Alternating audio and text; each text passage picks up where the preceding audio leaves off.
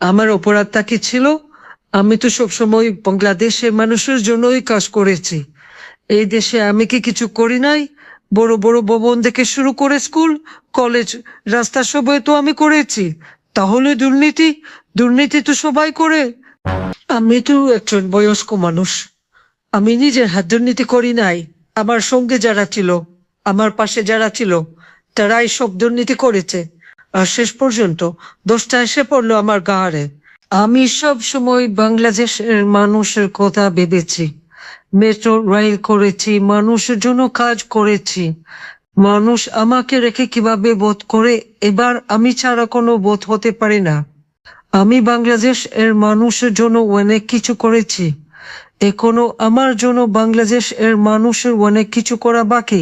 What? What?